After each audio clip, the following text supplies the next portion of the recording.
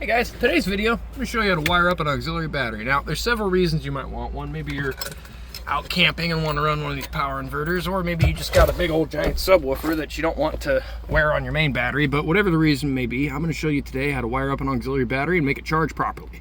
And what I'm not going to do is just go buy an expensive kit that's going to do it all for me. I'm actually going to do this with very simple parts that are not super expensive, so stay tuned.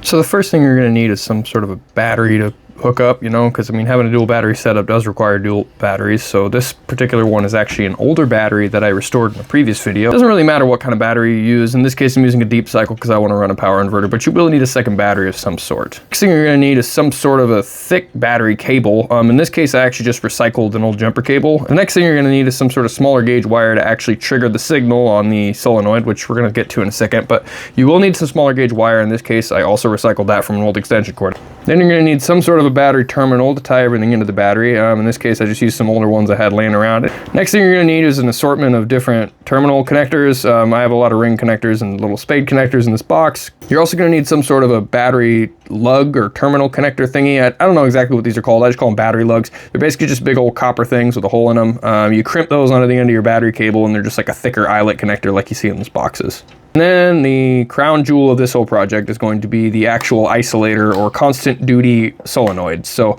basically what this thing does is it's like a starter solenoid, but it can be on all the time, and it's got a pretty high amperage rating. So now the tools you're going to need are a crimper tool, some lineman's pliers. That's just what I like to use when dealing with thicker battery cable. That might actually be what they're intended for, who knows. Various sizes of channel locks are going to come in handy. You're probably also going to want a socket set with the ratchet to turn them, and a flat blade screwdriver, because that's always handy for just about everything. Now, the first thing we're going to need to do is find an actual location for that big battery. Now, in this case, I got a couple different spots, but I think I'm probably going to go with this one here in the front of the truck, just because it's nice and neat. It fits almost perfectly. I believe the second battery location is actually further back behind that overflow tank for the radiator, but this will work just fine in my case. And then the next step is going to be to find where we're going to put this solenoid at. Now, the reason I'm positioning everything first is because that's going to determine what length of wire I need to run for everything. Now, to bolt this in, I'm just going to reuse one of these factory bolts that's holding this little stiffener for the fender, and it shouldn't need more than one bolt. It should just slide right underneath this one just fine.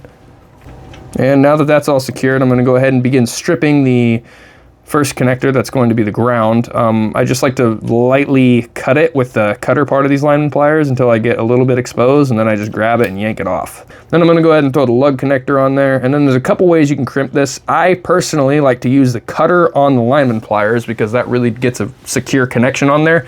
But there's a few other methods you can use if you're not comfortable with that. You could set the flat blade there and just squeeze it with the channel locks, but you need some sort of way to pinch that in there to where the wire won't come back out. That's really important because it could cause a parasitic draw if that connection is loose. As for the other end, I'm just going to bolt that straight onto the battery clamp for the top posts.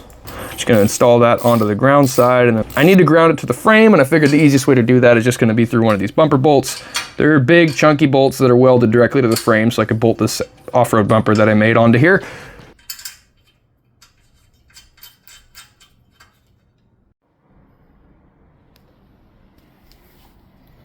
Now that I've got the ground on there, I need to wire in the positive. One end's going to go to one side of this isolator, and then the other end's going to go to the other side and come all the way back around to the back of the alternator, because that's where it's going to be getting its power from to charge the second battery. So here I am just prepping that cable real fast, cutting off the ends and doing the same thing with those battery lugs. I'm just going to set that on there and then crimp it real tight with those cutters, but be careful not to actually cut the thing in half, because that's no fun. And I'm just going to undo the bolt on the back of the positive side of the alternator and pop that lug right on top of there. Now, mind you, once that's actually on there, this cable is now live, so be very careful. You are touching the other side of the battery, and everything metal on this truck is a ground, so just be very careful with the other end of that cable once it is connected into the circuit. Tighten that up real snug so that it's not loose. Then we're going to find a safe way to route this. Now, I am going to revisit the routing here, you'll see later in the video, but for now I'm just going to get it tucked up and out of the way so that I have plenty of wire and I know where it needs to go.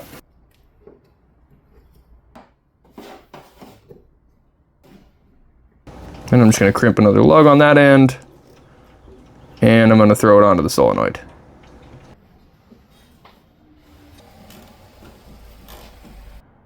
Now, here's just a layout of how it's running from the back of the alternator to one side of that solenoid, and then from the other side of the solenoid to the actual positive post on the battery. Now, think of a solenoid like a giant switch that doesn't require a giant switch, because I'm just going to use these small cables to activate the switch, and those cables are going to be attached to a much smaller switch that's in the cab. So that's the magic of a solenoid. That's why your tiny little ignition cylinder can turn your starter that's cranking with 700 amps sometimes. Now I'm just going to strip out the green ground wire because I don't really need it. I'm just going to use the black and white as positive and negative.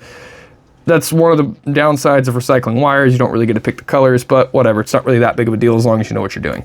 So I'm going to strip the ends of that with these wire strippers. Then I'm going to go ahead and throw these smaller lug connectors on there and crimp them with my little crimper tool. These crimper tools are like the only feasible way to actually use these. I've tried it with channel locks, they never seem to stay on. So investing in a crimper tool specifically for these little crimp connectors is definitely worth it. Then on the two smaller posts of that isolator solenoid, you're going to go ahead and wire these. It doesn't really matter because all you're doing is energizing a coil that's moving a giant magnet that's connecting the two sides of the bridge together. And just make sure to snug those up real good.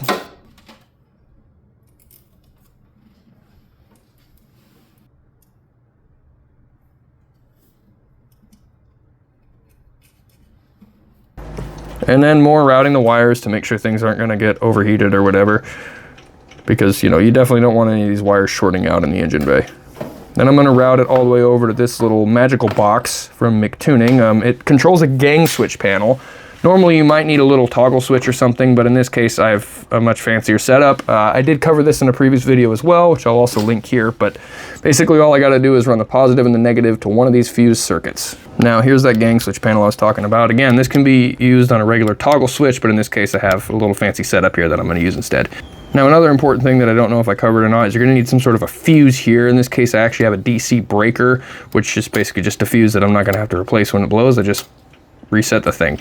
So, generally speaking, in a hot engine bay with a lot of different metal parts to short out on, you don't want to just leave wires exposed like this. Now, I'm sure it would be fine. I've done it in the past, but I'm going to go ahead and add some wire loom to this. It's also going to make it look a little prettier.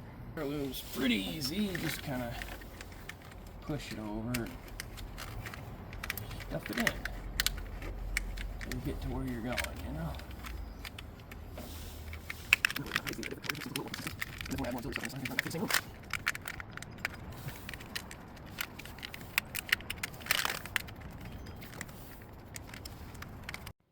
And just to prove to you guys that this is indeed feasible, I've got the third battery in my system that's all the way behind the second row of seats, and I'm going to show you what the voltage reading is here with the car running. So with the truck off, we got 12.6 volts, which is basically perfect. I'm going to go ahead and turn it on and connect it to the alternator. It's connected.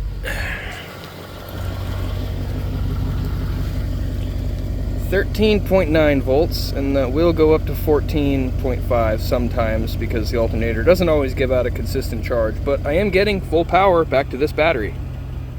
And perhaps less impressively, I'm also getting it to the one that's right next to the alternator, but still, pretty cool. Real quick, I realized I didn't cover this. I'm in the middle of editing the video, but you can't leave that switch on all the time. You do have to be your own smart charger because we're not running a DC-DC charger, so yeah, that's where we're saving the money essentially, but that does mean you gotta kind of be your own smart chargers. But anyways, if you guys did enjoy the video, please consider liking and subscribing. I do stuff like this as frequently as I can. Thank you for making it this far, and I really appreciate the support. I am actually officially monetized now, so I just wanted to take this time to say thank you for everybody who's been supporting me along the way. Other than that, I hope you guys have a wonderful rest of your day. God bless.